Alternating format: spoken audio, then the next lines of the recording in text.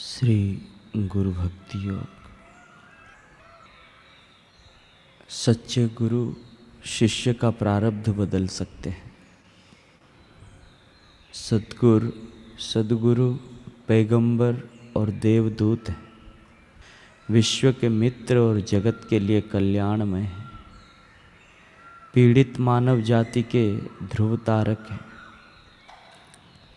सच्चे गुरु की सेवा करने से काल का शस्त्र भट्ठा बन जाता है। गुरु के ज्ञान के पवित्र शब्द शिष्य के हृदय में प्रवेश करते हैं। गुरु कृपा के बिना बंधन से मुक्ति नहीं। जो गुरु भक्ति योग के मार्ग से विमुख बना है वह मृत्यु, अंधकार और अज्ञान के भंवर से घूमता रहता है। गुरु कृपा से ही मनुष्य को जीवन का सच्चा उद्देश्य समझ में आता है और आत्म साक्षात्कार करने के लिए प्रबल आकांक्षा उत्पन्न होती है। शिष्य के हृदय के तमाम दुर्गुण रूपी रोग पर गुरु कृपा सबसे अधिक असरकारक, प्रतिरोधक एवं सर्वाधिक औषध है। यदि कोई मनुष्य गुरु के साथ अखंड और अविच्छिन्न संबंध बांध ले तो जितना सरलता से एक घट में से दूसरे घट में पानी बहता है उतनी ही सरलता से गुरु कृपा बहने लगेगी। रात्रि को निद्राधीन होने से पहले अंतर्मुख होकर शिष्य को निरीक्षण करना चाहिए कि गुरु की आज्ञा का पालन कितनी मात्रा में किया है।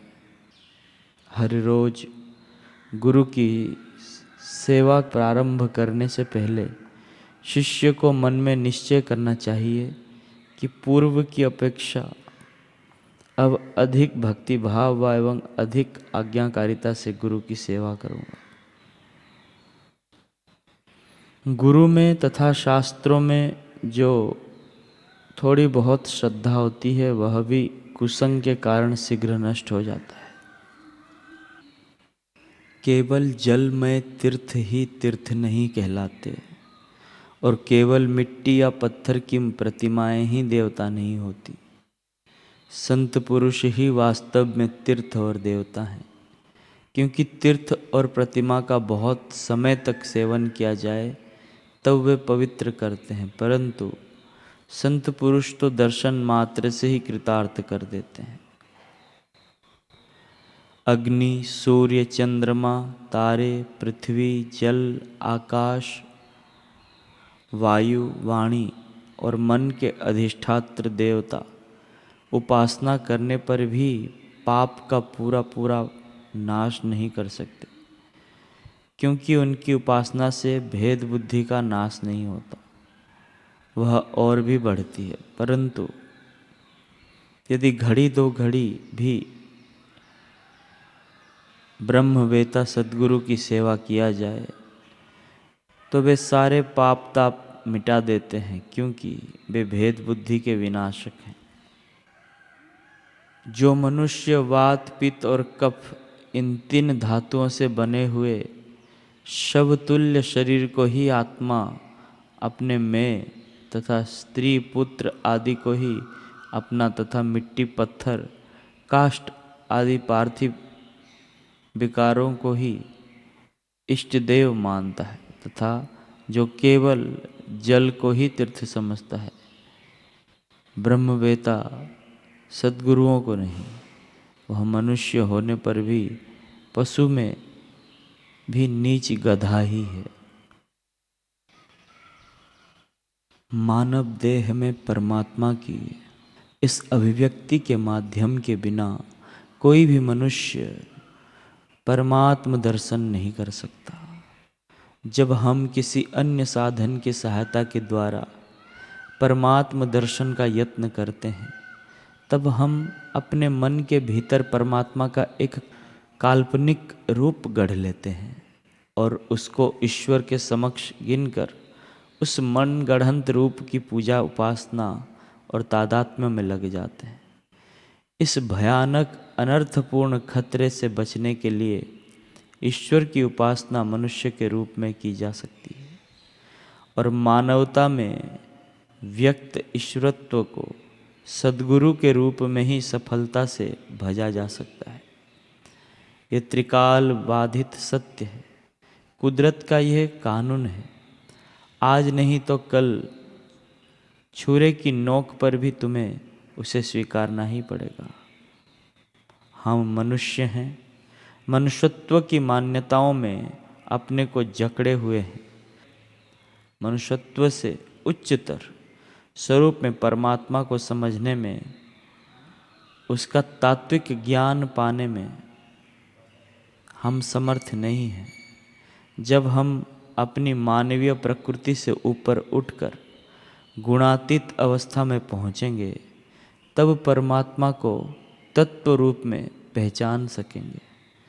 तब तक हमें मनुष्य के रूप में ही परमात्मा की उपासना करनी होगी। ईश्वर के स्वरूप के बारे में कोई चाहे कितनी ही लंबी चौड़ी बातें कर ले, अपनी कल्पना और भावनाओं को कितना ही विस्तृत करे, पर वह अपनी मानुषी कल्पना से आगे नहीं जा सकता।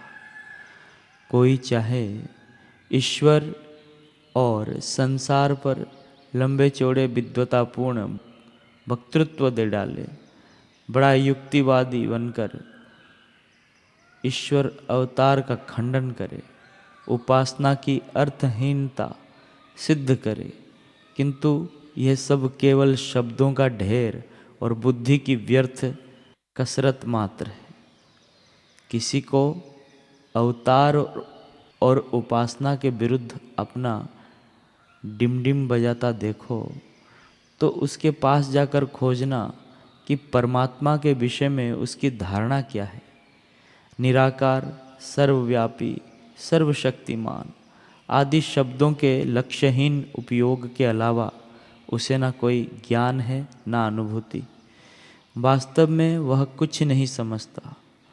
उन बड़े बड़े शब्दों के विषय में उसकी अपनी मानुषी प्रकृति से प्रभावित ना हो, ऐसा कोई अर्थ वह नहीं जानता। इस तथ्य में तो उसमें और रास्ते चलने वाले एक अनपढ़ गंवार में कुछ भेद नहीं। अगर कुछ भेद है तो केवल यही कि वह गंवार कम से कम शांत तो रह सकता है, संसार की शांति को भंग तो नहीं करता। समाज में, राष्ट्र में, विश्व में शिक्षित व्यक्ति नए नए आविष्कार कर सकता है, सुख सुविधा, भोग विलास की सामग्रियां इकट्ठी कर सकता है। अगर वह दीक्षित नहीं है, सद्गुरु की करुणापूर्ण दृष्टि से पूरित नहीं है, ईश्वर को, निराकार ब्रह्म को साकार रूप में सद्गुरु में प्रतिष्ठित देख नहीं सकता, तो वह शिक्षित व्यक्ति विश्व में सबसे बड़ा ज़्यादा खतरा पैदा कर सकता है।